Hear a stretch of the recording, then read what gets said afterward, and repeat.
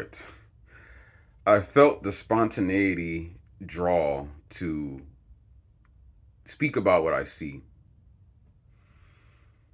4 years ago, I seen a teenager on some show about children being distracted by phones. And I was listening to what was being said. I was watching and listening to her father and watching her body language and just observing how she's looking at her phone, how she's interacting with it. And what I realized in that moment 3 or 4 years ago was that the issue was it wasn't the phone, and her parent was upset about it, like many parents are, and I understand why. Um, he was mad about her being on the phone all the time, and he was expressing displeasure about it. But he was not realizing that the reason why she was on that phone was because of the lack of connection in that household, the lack of connection in that relationship. And so, what that child was doing, and what so many children are doing, and so many teenagers, and so many young adults, so many people, um, I think the initiative is to try to, there's some initiative to try to push it in a certain age bracket, but I feel like it's beyond young ages. Likely there's a lot of people that are way wiser up in age that are experiencing some type of attachment to phones. And of course, not as much as the younger audience, of course. But I feel like there's this unspoken percentage of the whole picture. So I had the realization that if her connection with her father or with her household improved, she wouldn't have such a need. Her brain, her body, her true needs would not be so drawn for her to play out that action of being on that phone so much. Um, we're dealing with an epidemic of loss of connection, and it's blamed on the phones. It's blamed on the TV. It's blamed on so many things. And yes, these things can be a distraction, but again, they're not the blame. They're just the individuals being individuals using these things so frequently is a byproduct of lack of connection in the connections and the relationships around them. And with children, it's obvious that it's so larger with them is because their foundation, their upbringing, did not did not change, did not shift, did not upgrade to a point to where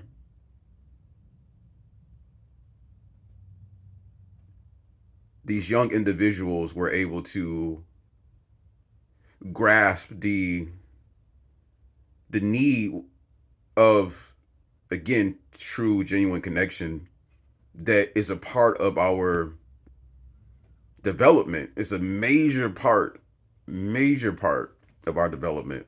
um it's a resource that is just as important as water. So thinking about this now, and thinking about even my own experience, I've been on the phone and been messing with I've been interacting with different electronics more frequently, more often, and I'm still navigating my way to transition out of that. I know why it happened. It happened. It became more frequent because my need for connection and depth and communication and truly diving into somebody and someone truly diving into me was missing for so long. And I was trying my best to try to align with that need being met, to take my own steps to get there. And disappointingly, it hasn't been possible in the way that I've wanted it to be.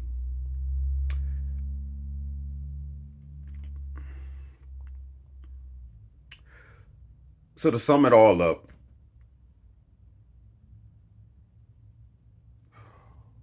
for any parent, and yes, you have so many things out here. You have, dopamine, dopamine, um, happenings as well, dopamine highs, and you have all these things like, um, the lights affect us. That's why we have blue light options, because it affects the blue light.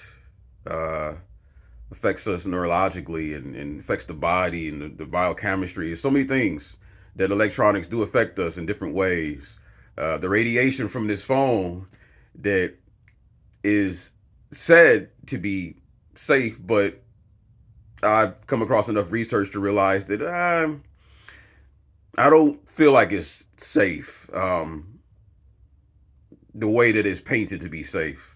And I try to the best of my ability to keep my distance away from cell phones, and there's so many things I could go into, radiation and all of that, um and some of it is not, a lot of it is not so much from research. It's just more so like a knowing, a feeling. Like, you may hear something, and many of us know not to believe everything you hear, but sometimes, many times, you hear something and it just feels right, and you know at times to not go looking any further. You just know, like, okay, this is all I needed. Like, this was the truth. Like, this is it. Um, there was something else in the chamber to say.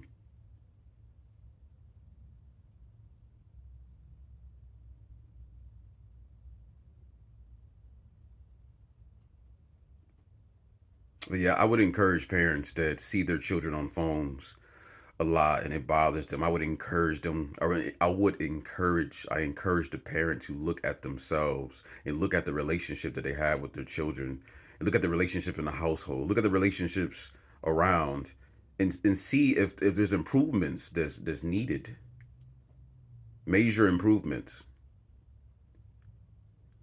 instead of blaming it on the phone or blaming it on the child for being on the phone all the time. Because likely that child, likely it's beyond the child.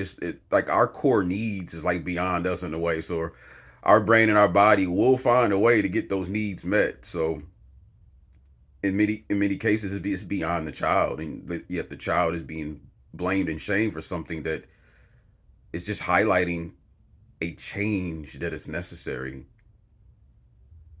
that is overlooked. It's 92%, maybe 98% overlooked in this world. Big problem. More of a problem than what's going on with the politicians. That's my view. A lot of things that are prioritized in society, that's a whole nother road to travel down. But there's definitely a prioritization issue in the world.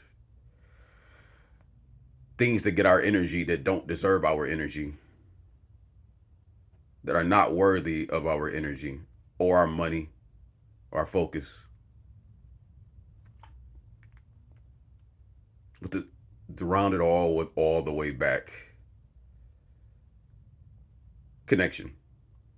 Connection is what's needed. Beyond surface level, deep connection,